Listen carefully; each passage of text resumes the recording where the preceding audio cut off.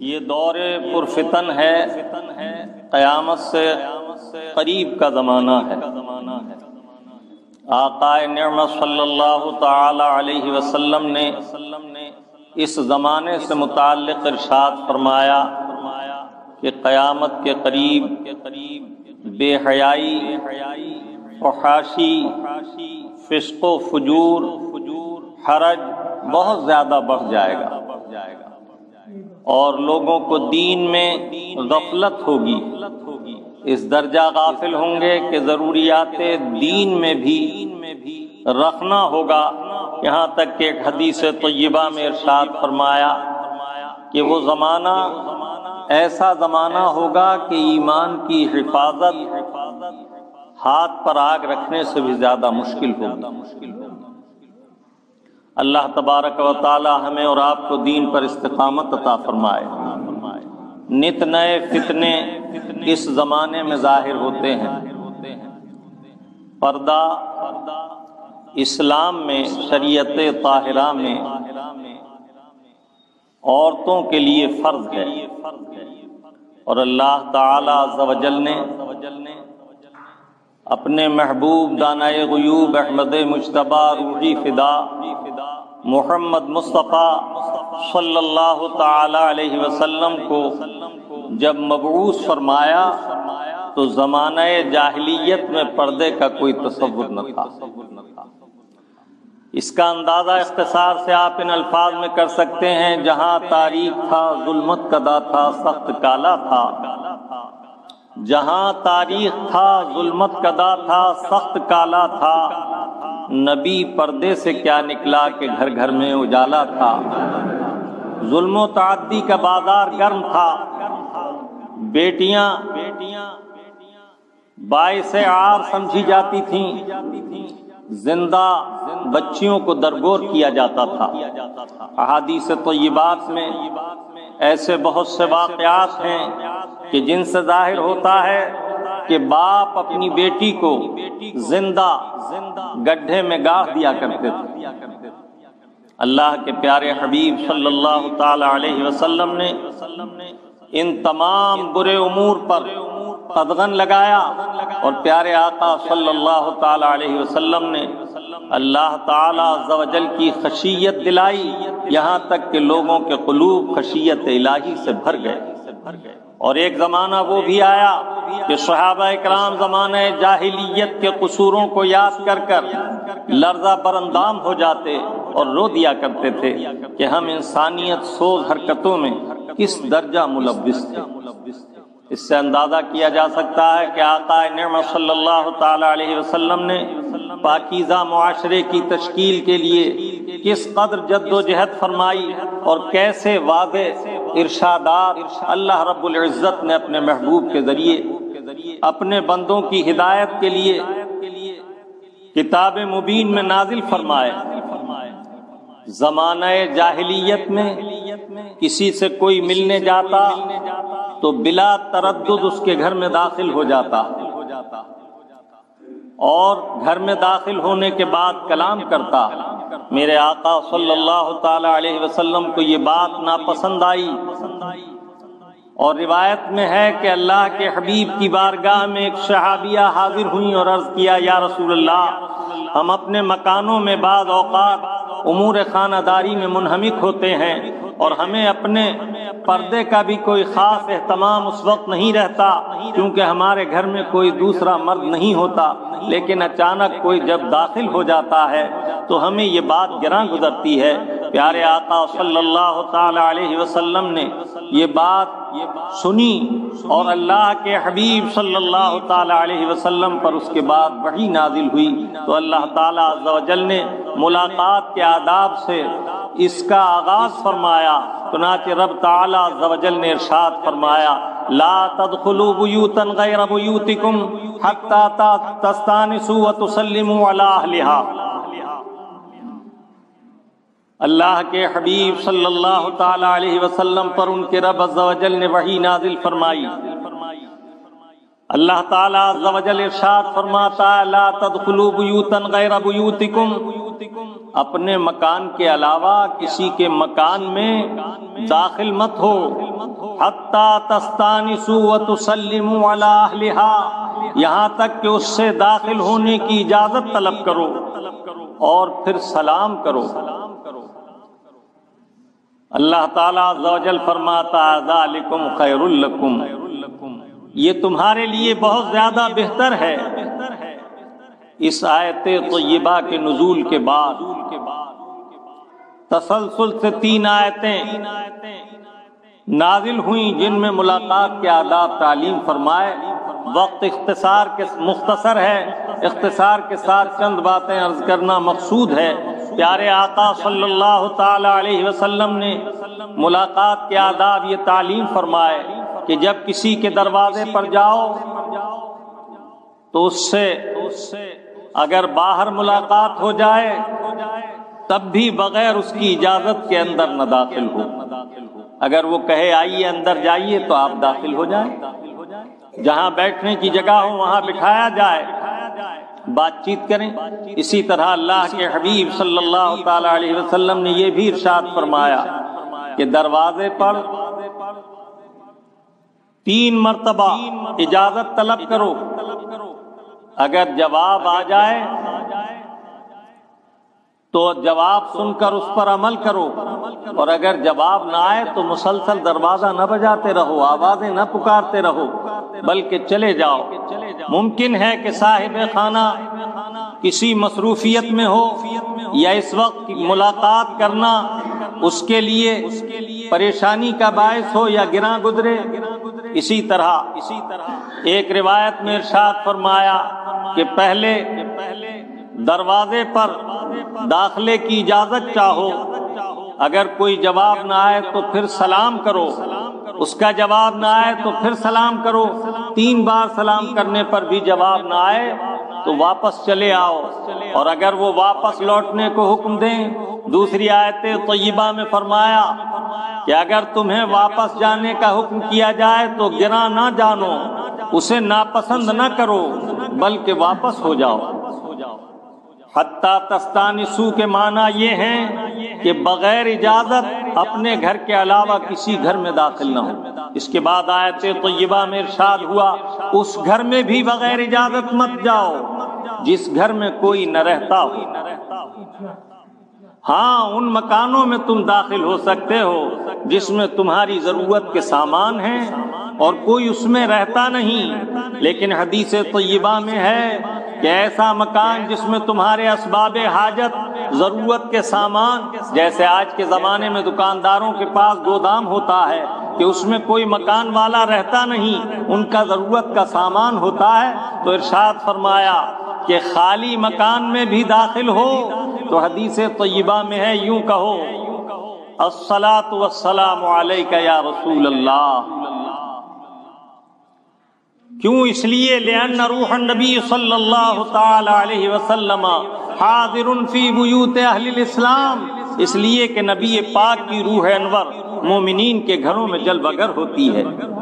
اسی طرح اپنے گھر میں داخل ہونے کے لیے فرمایا کہ جب اپنے گھر میں آؤ تو آہٹ کر کے آؤ، اور داخل ہو تو سلام کرو، اور داخلے سے پہلے دعا پڑھو بسم اللہ والصلاۃ والسلام علی رسول اللہ، تو تمہارے گھر میں تمہارے ساتھ سرکش شیطان داخل نہیں ہوگا، اور سلام کرو گے تو اللہ تعالیٰ تمہارے گھروں میں امن و امان قائم رکھے گا۔ اس کے بعد پردے کے احکام سورہ نور میں بیان فرمائے تو سب سے پہلے مومنین کو حکم دیا قل للمؤمنین یغضوا ابصارہم، اے محبوب پاک مومنین کو حکم دیجئے کہ وہ اپنی نگاہیں خمیدہ رکھیں، اپنی نگاہیں جھکائے رکھیں۔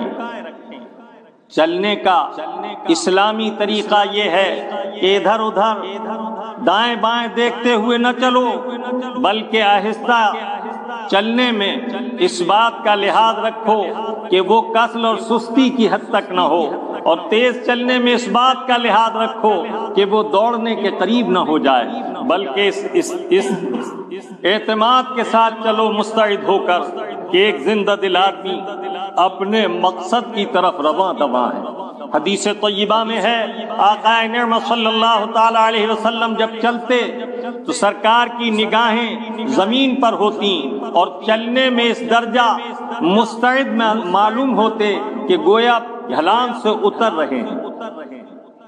حضرت عمر رضی اللہ تعالیٰ عنہ کے ساتھ ایک شخص جا رہے تھے، چلتے میں ان میں بہت زیادہ سستی پائی تو آپ نے فرمایا خیر تو ہے، کیا تمہاری طبیعت خراب ہے؟ انہوں نے کہا نہیں، تو آپ نے ان کے سینے میں گھونسا مارا اور فرمایا کہ رسول اللہ صلی اللہ تعالی علیہ وسلم کو چلتے ہوئے تم نے نہیں دیکھا، زندہ دلی کے ساتھ چلا کرو۔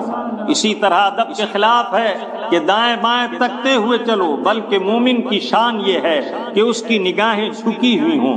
اگر اچانک اس کے سامنے کوئی غیر محرم آ بھی جائے تو اس کی بے پردگی نہ ہو یا اس پر نگاہ نہ پڑے۔ اسی طرح آقا نعمت صلی اللہ تعالی علیہ وسلم نے حضرت مولا علی رضی اللہ تعالیٰ عنہ سے ارشاد فرمایا کہ علی، پہلی نظر معاف ہے اگر بے ساختہ نظر پڑ جائے، لیکن دوبارہ دیکھنا گناہ ہے، بالقصد نظر کرنا گناہ ہے۔ غیر محرم کی طرف نگاہ کرنا شریعت طاہرہ نے ممنوع و حرام ناجائز قرار دیا۔ اللہ تبارک و تعالی ہمیں اور آپ کو حسن عمل کی توفیق عطا فرمائے۔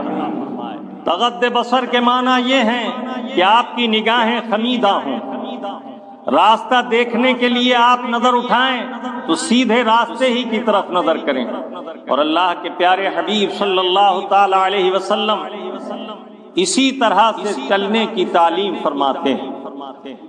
پھر اس کے بعد اگلی آیات طیبات میں پردے کا حکم دیتے ہوئے اللہ رب العزت ارشاد فرما رہا ہے قل للمؤمنات یغضضن ابصارہن، اے محبوب پاک عورتوں کو بھی حکم فرما دیں کہ یہ بھی اپنی نگاہیں جھکی رکھیں، اپنی نگاہوں کو جھکا کر رکھیں، عورتیں بھی نگاہیں بلند نہ کریں۔ اور اللہ تعالی عز و جل ارشاد فرماتا ہے وَلَا يُبْدِينَ زِينَتَهُنَّ إِلَّا مَا ظَهَرَ،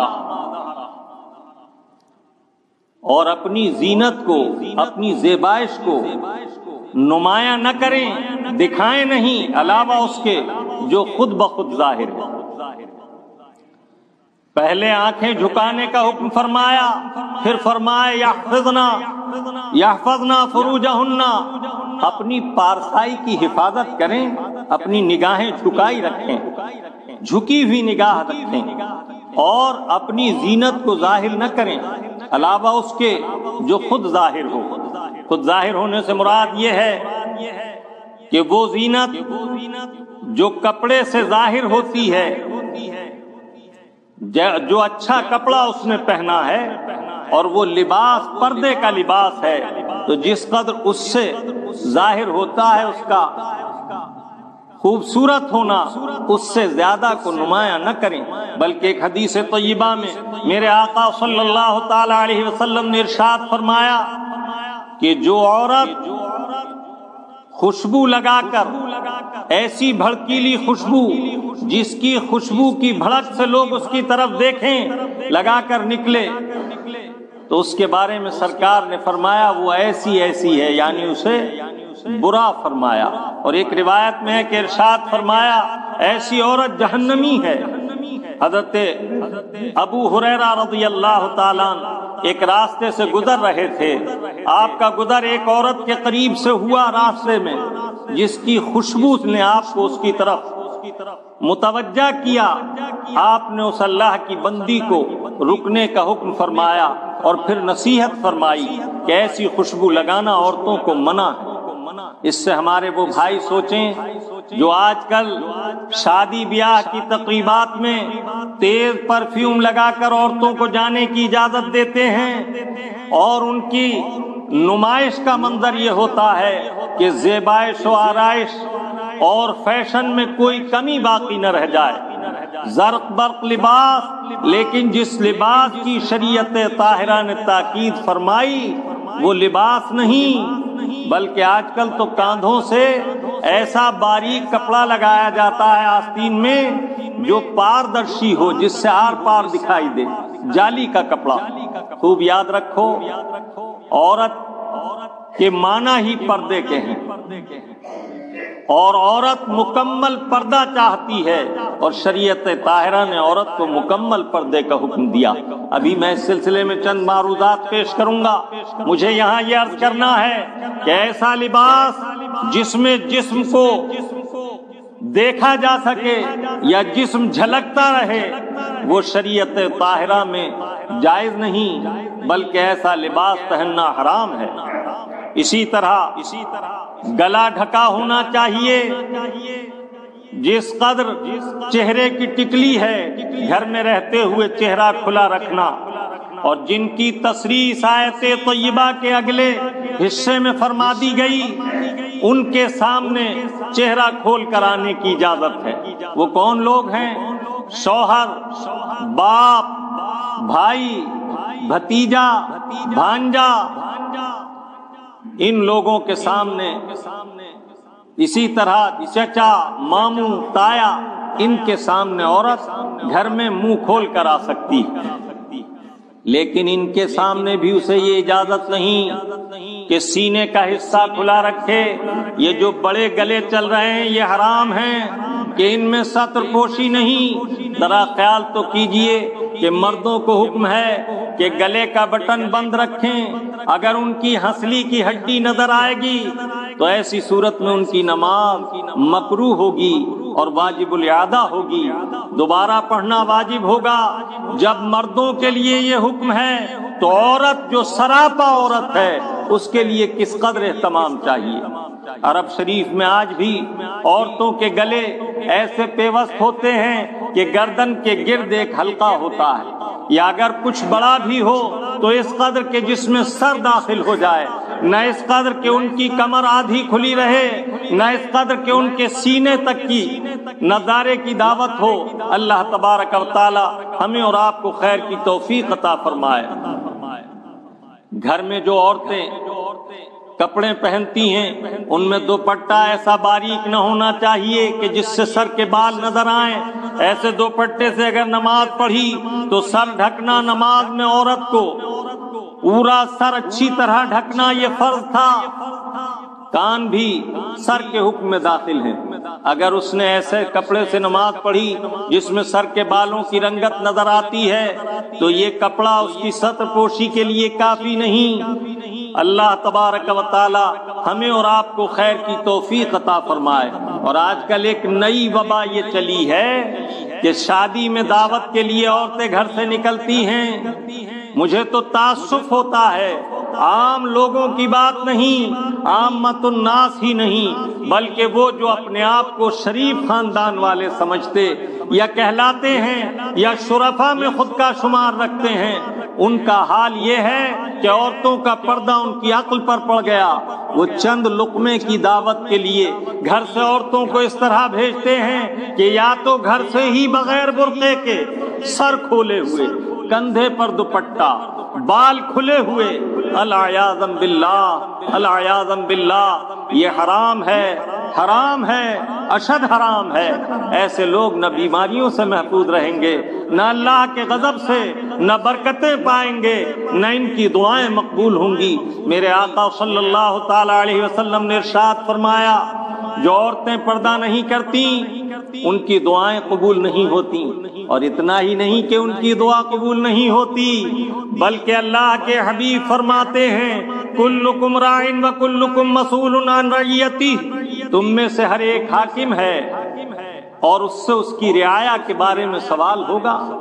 اگر اس کے محارم، اس کے باپ بھائی، اس کا شوہر غیرت نہیں کرتا اور انہیں سر ڈھکنے کا حکم نہیں دیتا تو اس کا بھی یہی حکم ہے، تا حد شرع، یعنی جہاں تک ممکن کوشش ہو اس وقت تک اسے اس بری بات سے روکے۔ امر بالمعروف نہی عن المنکر، یہ تو مومن کا شیوا ہے۔ ہر ایک بھائی کو چاہیے کہ وہ اچھی بات کا حکم دیں اور برائی سے روکیں۔ آپ کا پیارا رب عز و جل ارشاد فرماتا ہے کنتم خیر امۃ اخرجت للناس تأمرون بالمعروف وتنہون عن المنکر، تم بہترین امت ہو جسے اللہ تعالیٰ عز و جل نے تمام امتوں میں چن کر منتخب فرمایا محبوب پیارے کی امت کے لیے۔ تمہاری شان یہ ہونا چاہیے کہ تم نیکیوں کا حکم کرو اور برائیوں سے روکتے رہو۔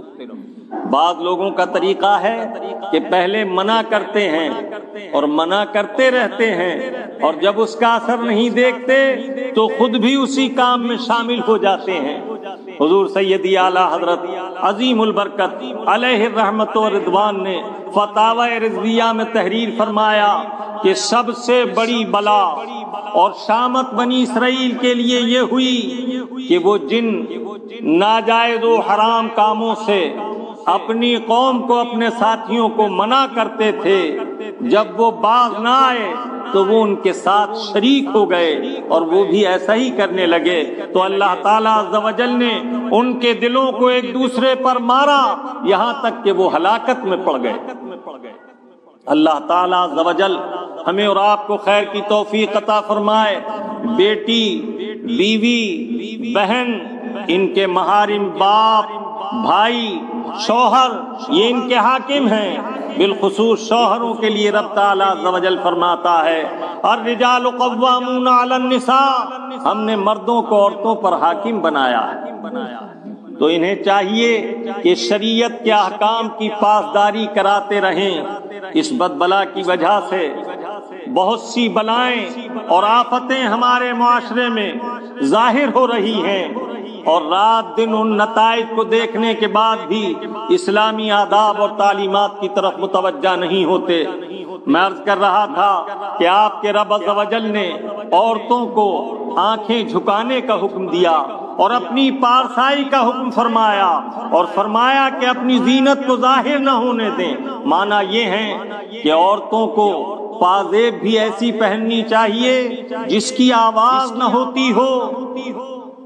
صحابہ کرام رضوان اللہ تعالی علیہم اجمعین حکم فرماتے کہ وہ جھانجنیں جو آواز کرتی ہیں اور غیر مردوں کو دعوت نظارہ دیتی ہیں ان کا پہننا جائز نہیں۔ آج کل مفتیان کرام کے فتاووں پر لوگ زبان درازی کرتے ہیں، یہ تو وہ صحابہ کرام مقدس نفوس ہیں جن کے بارے میں اللہ کے حبیب احمد مجتبی محمد مصطفیٰ صلی اللہ تعالی علیہ وسلم نے ارشاد فرمایا اصحابی کالنجوم، میرے صحابہ نجوم ہدایت ہیں، فبأیہم اقتدیتم اہتدیتم، جو ان کی اتباع اور پیروی کرے گا وہ ہدایت پر رہے گا۔ اللہ رب العزت نے اس آیت طیبہ میں آگے ارشاد فرمایا وَاضْرِبْنَا خُمُورَهُنَّ عَلَى جُيُوبِهِنَّ، عورتوں کو چاہیے کہ اپنے دوپٹے کو اس طرح اوڑھیں کہ ان کا اگلا حصہ سینے پر پڑا رہے اور پچھلا حصہ کمر کو ڈھانپے اور سر ڈھکا ہونا چاہیے۔ آیت طیبہ کے ان الفاظ نے ہماری پاک بیویوں کو، ہماری بہنوں کو، ماؤں کو دوپٹہ اوڑھنے کا شرعی اسلامی صحیح طریقہ بتا دیا۔ یہ حجاب چہرے پر نقاب ڈالنے کا حکم جب ہے جب وہ کہیں ایسی جگہ نکلیں یا بیٹھیں جہاں غیر محرم کی نگاہ پڑنے کا اندیشہ ہو۔ اپنے گھر میں رہتے ہوئے انہیں چاہیے کہ اپنے دوپٹے کو اس طرح اوڑھیں کہ کمر بھی ڈھکی ہو، سر بھی ڈھکا ہو اور سینے پر دوپٹہ پڑا ہو۔ کوئی کسی کے گھر میں بغیر اجازت داخل نہ ہو۔ اگر کوئی شخص کسی کے گھر میں بغیر اجازت جاتا ہے اور اس کے گھر کی عورتیں اس کے سامنے آتی ہیں اور وہ ان کے ساتھ بیٹھتا، مذاکرات کرتا، ہنستا بولتا ہے، تو یہ نہ سمجھے کہ اس کا گناہ صرف عورتوں پر ہے بلکہ یہ خود بھی گناہگار ہے۔ اللہ تعالیٰ عز و جل نے عورتوں کے لیے پردہ فرض کیا اور مردوں کے لیے بھی پردہ فرض کیا، مردوں کے لیے پردے کی فرضیت کا مقام ٹونڈی سے گھٹنوں تک ہے، اور اس سے اوپر کا پردہ حیا کے لیے واجب ہے، اس لیے کہ غیر محرم کھلا جسم نہ دیکھیں۔ مردوں کو چاہیے کہ وہ کبھی ہرگز بھی ٹونڈی سے لے کر گھٹنوں تک کا کوئی حصہ کھلا نہ رکھیں، اور واجب ہے کہ نماز کی حالت میں ان کا جسم پورا ڈھکا ہو، اور کام کی مشقت میں اگر کھولیں تو مستحب یہ ہے کہ جسم ڈھک کر کام کریں، اور اگر کھولیں تو اس کا پورا لحاظ رکھیں کہ گھٹنوں کے نیچے تک ٹونڈی سے یہ حصہ فرض ہے، کسی حال میں نہ کھلے۔ بعض حضرات نیکر پہن کر کام کرتے ہیں، یہ رزق کمانے کے لیے غیر اسلامی طریقہ ہے۔ مہذب طریقہ یہ ہے کہ شرعی پردے کے ساتھ کام کیجیے، اور اس کے لیے اس میں حرج نہیں کہ آپ اونچا پائجامہ پہن لیں جو ٹونڈی سے آپ کے ٹخنوں تک کے لیے کافی ہوگا۔ اسی طرح عورتیں اگر گھر میں کام کرنے میں اپنے ہاتھ کھولیں یا صفائی کے لیے کوہنیوں تک کام کرتے میں یا بعض اوقات فرش کی صفائی میں پائچہ اونچا کر لیں تو محارم کے سامنے ایسا کرنے میں حرج نہیں، لیکن غیر محرم کے سامنے گٹے سے لے کر سر تک پورا ڈھکا ہونا یہ عورت کے لیے ضروری ہے۔ آج کل جب ہم نے اپنے اسلامی شعار کو ترک کر دیا تو غیر قوموں کو موقع ملا۔ ہم نے جب پردہ اٹھانا شروع کیا اور حجاب کو چھوڑنا شروع کیا تو غیر قومیں بھی ہم پر انگلیاں اٹھانے لگیں۔ پہلے ہم خود بے عملی کیا ابتدا کرتے ہیں، پھر دوسرے اغیار ہماری طرف انگلیاں اٹھاتے ہیں۔ جب ہماری بہو بیٹی، ہمارے گھر کی عورتیں بے پردہ دعوت کھانے جاتی ہیں اور ہم انہیں نہیں روکتے، اس وقت تک ہمیں یہ غیرت اور حیا کا احساس بالکل نہیں ہوتا کہ یہ طریقہ غیر اسلامی، ہنود اور یہود بے بہبود کا ہے، بلکہ جب غیر قومیں اعتراض کرتی ہیں تو اب آواز اٹھنی شروع ہوتی ہے۔ ایسی نوبت ہی کیوں آتی ہے؟ علماء کرام سمجھاتے رہے کہ طلاق دینے کا اسلامی طریقہ یہ ہے، لیکن نوجوان طلاق دینے میں عجلت کرتے رہے، حالانکہ احادیث سنتے رہے، وضاحت ہوتی رہی، لیکن طلاق دیتے وقت ایسے شہنشاہ ہوتے کہ ایک آن میں 3 طلاقیں دے دیں، اس کے بعد کہتے مولانا کوئی راستہ نکالیے، حالانکہ ہمارا رب عز و جل فرماتا ہے وَمَن يَتَّقِ اللَّهَ يَجْعَل لَّهُ مَخْرَجًا، جو اللہ سے ڈرتے ہیں اللہ ان کے لیے راستہ نکال دیتا ہے۔ لیکن جب خطا ہو ہی گئی اب حکم شرع کا نفاذ ہوگا، لیکن جب غیر نے قانون بنایا تو سب طرف سے آوازیں اٹھیں، انہوں نے جبراً وہ قانون تھوپ دیا، تو اب بھی طلاق دینے کے لیے لوگ ایسے طریقے نکالتے ہیں کہ ایک ساتھ 3 طلاقیں دے دیں، اور یہ پہلے کا لکھوا دو کہ ایک پہلے مہینے میں دی تھی، پھر دوسرے میں، پھر تیسرے میں۔ خوب یاد رکھو قرآن کریم میں متعدد مقامات پر اللہ رب العزت ارشاد فرما رہا ہے ان اللہ بصیر بالعباد، اللہ اپنے بندوں کو دیکھتا ہے، ان اللہ بما تعملون خبیر، جو تم کرتے ہو اللہ اسے خوب جانتا ہے، ان اللہ بما تعملون خبیر، اور کہیں فرمایا بصیر، اللہ دیکھتا بھی ہے اور جانتا بھی ہے۔ اب آج پردے کے تعلق سے جو ہنگامہ برپا ہے اس میں خطا ہماری بھی ہے۔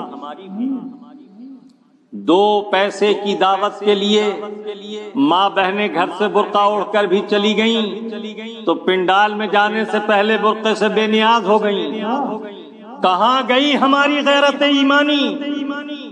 اور جس اللہ کے بندے نے عورتوں کو دعوت میں بھیجنا چھوڑ دیا اس پر تنقید کی لمبی لمبی زبانیں ہونے لگی۔ اللہ تبارک و تعالی ہمیں اور آپ کو خیر کی توفیق عطا فرمائے۔ اگر کوئی برا بھی ہو، بے عمل بھی ہو، حالانکہ فاسق ہونا ایمان کے بعد، فاجر ہونا ایمان کے بعد یہ بڑی بدترین بات ہے، لیکن اگر کوئی مسلمان فاسق و فاجر بھی ہو جائے تو میرے عزیز یہ خیال رکھو، اس حد تک برے نہ بنو کہ تم میں سے جو اتباع شرع کر رہا ہے اس کے عمل خیر پر تنقید کرو، اس کی مذمت کرو۔ یہ آخری درجے کی دین سے بیداری ہے اور ہلاکت کی علامت۔ اللہ تبارک و تعالی ہمیں اور آپ کو احکام شرع پر عمل کی توفیق عطا فرمائے۔